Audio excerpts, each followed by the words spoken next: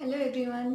आज मैं आई हूँ एक नई वीडियो लेके जो है सर्वाइकल स्पाइन के बारे में। जो हमारा लास्ट वीडियो था उसमें हमने बात की थी पोस्चरल सर्वाइकल पेन के बारे में, और इस वीडियो में हम बात करेंगे degenerative changes of cervical spine. तो इसको आप ऐसे भी बोल सकते हो कि जो आपका पहले का दर्द था वो बढ़ गया और वो क्रोनिक हो गया। क्रोनिक मतलब वो बहुत ज़्यादा टाइम लेती है प्रोसीजर ये होने में, तो बहुत ज़्यादा लेट प्रोसीजर है। अक्यूट मतलब अभी आपको दर्द हुआ, अभी आप डॉक्टर के पास गए एंड उसने फाइंड आउट किया कि आपको है पोस्चरल सर्वाइकल पेन। और डीजनरेटिव चेंजेस तब होते हैं जब आप अपने दर्द को बहुत ज़्यादा या सिम्टम्स को बहुत ज़्यादा हिडन करते हो, इग्नोर करते हो, तो इट विल वर्स। तो सर्वाइकल स्पॉन्डाइलोसिस की मैं बात करूँ, डीजनरेटिव चेंजेस में मोस्ट कॉमन यही है। सर्वाइकल स्पॉन्डाइलोसिस में होता क्या है? अब इसमें होता यह है कि धीरे धीरे डिजनरेटिव चेंजेस होने लग जाते हैं, ये सबको पता है ना।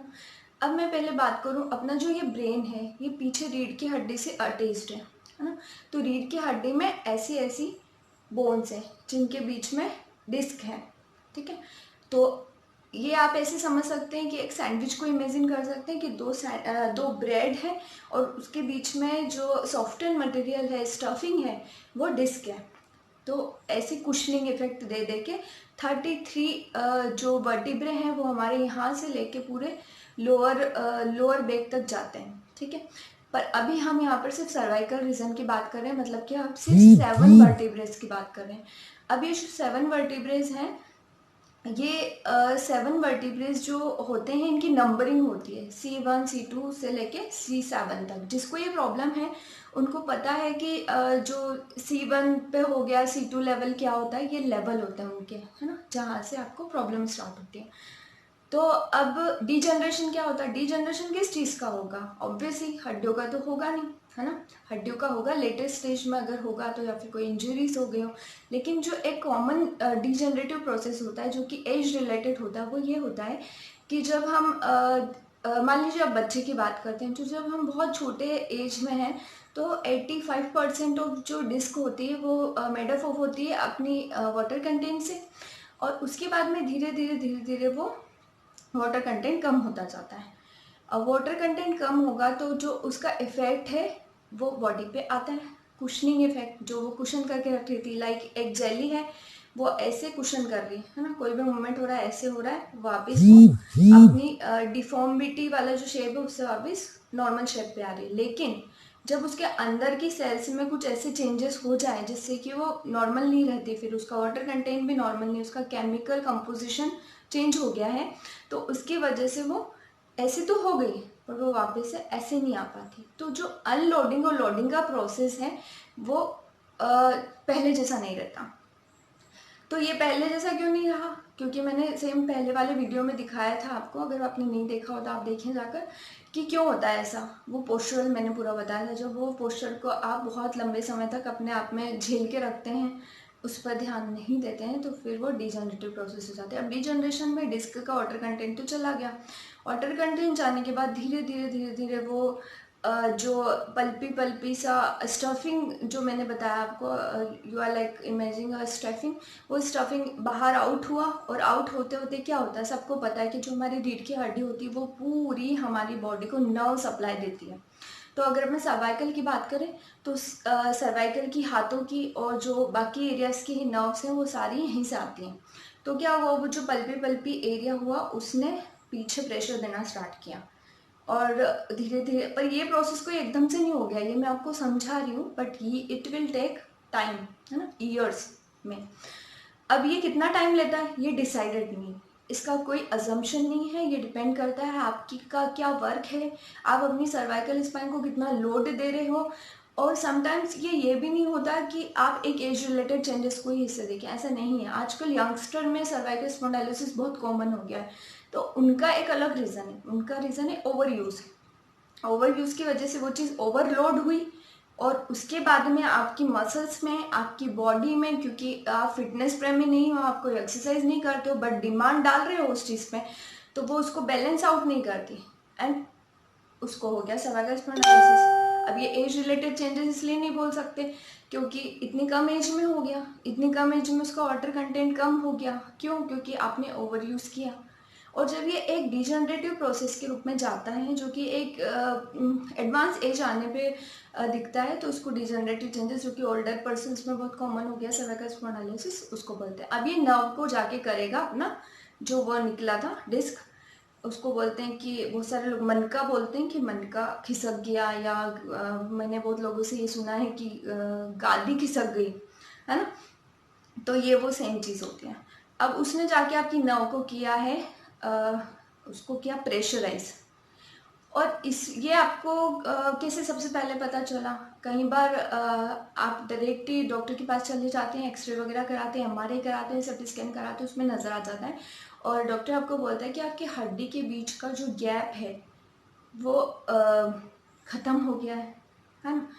तो गैप कैसे ख़त्म हो गया है हड्डी के बीच का? तो वो यही चीज़ होती है कि आपकी डिस्क जो है वो डिजनरेशन में जा रही है। अब वो कौन सी भी स्टेज में हो सकती है, क्योंकि इसकी 4 स्टेज होती है, वो कौन सी भी स्टेज में हो सकती है, बट वो आपको समझाने के लिए यही बोलेंगे कि आपकी हड्डी में गैप आ गया है। तो वो यही होता है, ठीक है। अब आप कैसे खुद घर पे समझ सकते हैं कि मुझे ऐसा हुआ है? तो इसके सबसे पहले जो सिम्टम्स हो सकते हैं, पेन हो सकता है।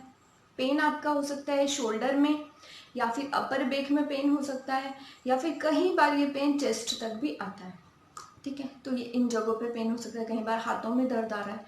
अब सेकंड सिम्टम इसका हो सकता है वीकनेस, आपको कमजोरी लग रही है, आपके हाथ आपको पहले जैसा स्टेमिना नहीं दे रहे, हाथ थोड़ा से में थक रहे हैं। अब हो सकती है आपकी झुंझुनी आ सकती है हाथों में, बहुत लोगों को आती है, सबको पता है झुंझुनी कैसे आती है। बहुत लोगों को नमनेस हो जाता है, मतलब कि कोई सेंसेशन नहीं, बोलते हैं कि मैडम मैं तो सुन पड़ जाती हूँ, बिल्कुल कुछ काम किया और सुन पड़ जाती हूँ, या फिर कोई एक पर्टिकुलर पोजिशन ली सुन पड़ गया। तो ये सेम चीज़ है, ठीक है। ये सारे सिम्टम्स हो सकते हैं। उसके अलावा स्टीफनेस कॉमन है कि भैया मैं इधर गर्दन घुमा रही हूँ तो दर्द हो रहा है, या फिर कोई बोलता है कि मैं ऐसे कर रही हूँ तो दर्द हो रहा है। तो वो ये लिमिट हो जाते हैं मूवमेंट आपके, ठीक है। ये सारे सिम्टम्स से आप पहचान सकते हैं कि आपको सर्वाइकल स्पॉन्डिलोसिस या फिर पोस्चरल पेन है। तो अगर स्टार्टिंग में है तो पोस्चरल पेन है, तो पोस्चरल करेक्शन से ठीक हो जाता है। लेकिन अगर आपको सर्वाइकल स्पॉन्डिलोसिस हो गया है, वो भी डिपेंड करता है स्टेज के ऊपर, तो उसके अकॉर्डिंग मैनेजमेंट या ट्रीटमेंट होता है।